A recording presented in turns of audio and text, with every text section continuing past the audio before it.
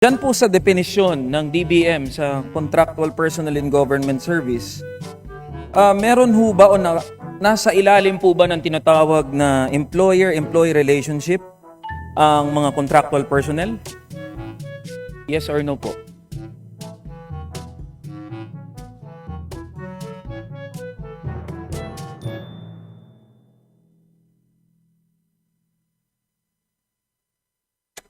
Sir, hayaan niyo po ako na mag-deviate mula sa UA at ibang usapin. Ito po, nakapartikular sa DBM.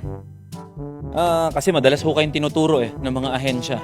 Kayo daw po ang may kinalaman sa mga usaping ito.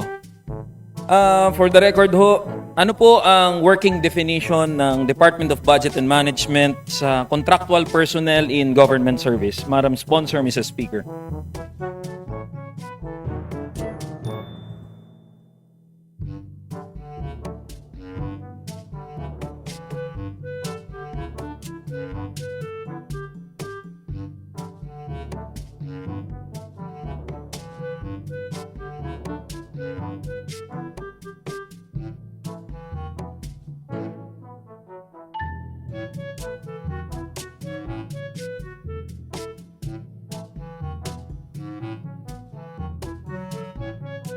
Mr. Speaker, distinguished colleague, in terms of the official jurisdiction of the DBM with regard to contractual personnel, casual or contractual personnel.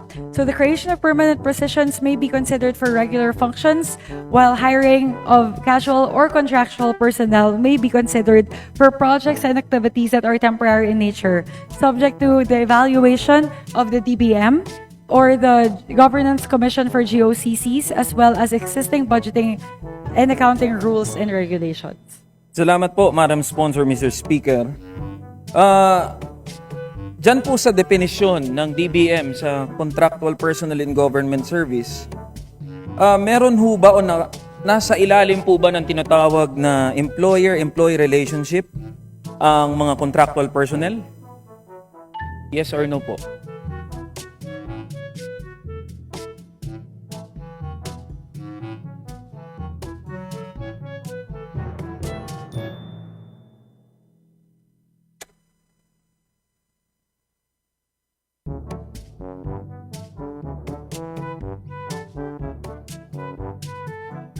Mr. Speaker, so just wanted to, if I may, draw the distinction. Yung kanina po na binanggit ko na technical definition, yung hiring of casual or contractual personnel that would undergo the evaluation of DBM and GOCCs, yun po merong employee-employer relationship. However, there are other terms such as contract of service and job orders. Yun po, wala pong employer-employee relationship. So sa kabuuan ho, maliban ho dun sa binanggit nyo kanina, so walang employee-employee relationship. Tama ho ba?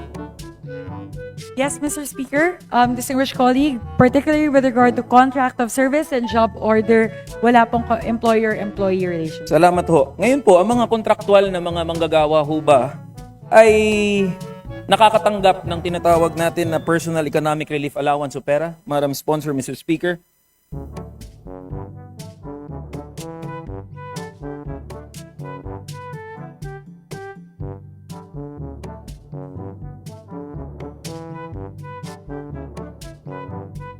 Mr. Speaker, distinguished colleague, yung una ko pong nabanggit, yung under the purview of the DBM and the Governance Commission on GOCCs, yes po, covered po sila nung Personal Economic Relief Allowance na 2,000 pesos po.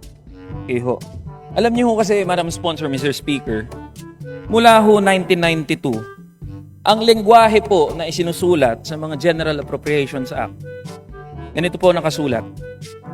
In order to supplement the salaries of government personnel covered by RA number 6758 as amended, PERA in the amount of 2,000 pesos per month is granted to the following: civilian government personnel stationed in the Philippines, whether occupying regular, contractual, or casual positions appointed or elective. In addition to this, another long-standing text in previous GAA ay ganito naman po nakasulat. Contractual personnel shall be considered as an employee of the hiring agency but only during the period when their services are reasonably required. So, papaano po ipapaliwanag ngayon ng DBM yung usapin ng pagbibigay ng pera sa mga kontraktual na mga manggagawa as to whether or not they are part of the GOCCs or under the DBM, at yung binabanggit niyo po kanina na hindi saklaw ng DBM at mga GOCCs. Kung ang nakasulat ho sa ating mga GAA ay sakop ang mga manggagawang kontraktual. So the wording of the GAA is very clear. Whether occupying regular, contractual, or casual positions. It does not, hindi po niya binibigyang linya kung ito ba ay DBM o GOCCs o mga manggagawa, pangkabuuan na JOCOS sa ating gobyerno. Madam Sponsor, Mr. Speaker.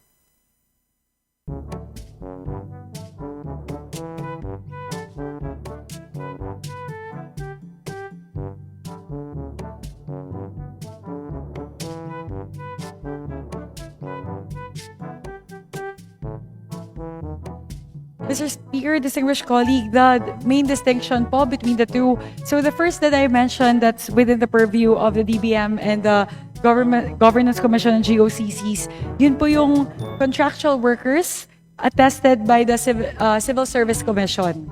And by virtue of that, they are considered government employees. The other category po that I mentioned earlier, which would be the contract of service and the job order employees, yun po kasi hindi po sila covered ng Civil Service Commission. So, yun po yung dahilan kung bakit hindi po sila nakakatanggap ng parehong benepisyo. Opo.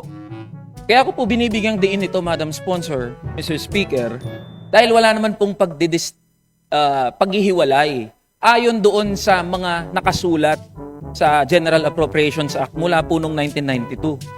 Sinasaklaw nung General Appropriations Act mula 1992 at ang nakasulat doon ay contractual workers. Ibig sabihin walang pagbibigay ng pagkakaiba kung DBM, GOCC o kung anuman o generally mga JO at COS workers.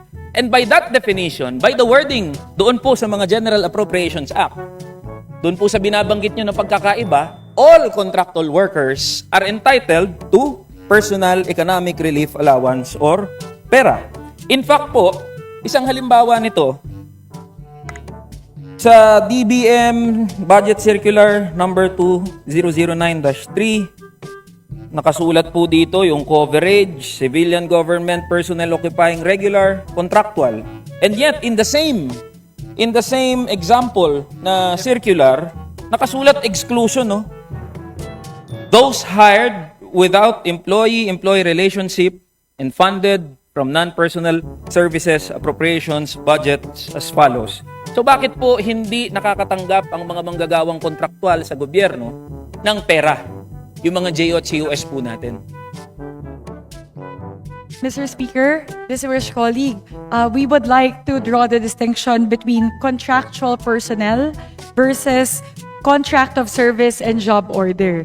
Yung contractual personnel po ay yung una ko pong nabanggit kanina, na yun po yung covered by an attestation from the Civil Service Commission. And therefore, by virtue of that, are considered government employees. So, yun din po, yung unang category, yung contractual personnel po, yun po yung tinutukoy. Doon po sa provision na binabanggit na nandoon po sa GAA. Yung ikalawa pong umbrella o category, yung job order at yung contract of service, yun po yung hindi covered ng CSC. So, hindi po siya hindi po sila considered as government employees. So, siguro po, kung atin pong titignan, yung provision po na binabanggit sa GAA, ang tinutukoy po noon ay yung unang kategorya na nabanggit ko, which would be contractual personnel attested by the Civil Service Commission. So, siguro po, mahalaga po siguro din makita natin kung saan siya chargeable sa GAA. So, yung sahod po ng mga contractual personnel, chargeable po siya against PS, yung personnel services. While the salaries of job order and contract of service are chargeable against the MOOE. So yun po siguro mahalaga po nating mailinaw na ang tinutukoy po doon sa provision sa GAA ay yung contractual personnel na attested po ng Civil Service Commission. Thank you po sa paglilinaw, Madam Sponsor, Mr. Speaker. Mahalaga po na on record yon, nang sa gayon ay marinig din po ng ating mga manggagawang kontraktual na hindi lahat ng mga manggagawang kontraktual, mga JOCUS, ay nakakatanggap ng pera. Maliban na lang ho doon sa mga binanggit nyo na mga distinction. Ngayon ho, tumungo naman ho tayo doon sa paglobo ng bilang ng mga job order at contract of service sa pamahalaan. Kanina binanggit ko na rin ho to sa nagdaan na ahensya. Pinakita po dito na halos 1/3 or making almost 1/3 of the government workforce ay nasa JO at COS. Pwede po bang ipaliwanag ng kagawaran ang fenomeno na ito na paglobo at paglaki ng mga JO at COS sa ating pamahalaan? How does DBM, who approves the budget and staffing, explain this long-term dependence when the Constitution itself guarantees security of tenure?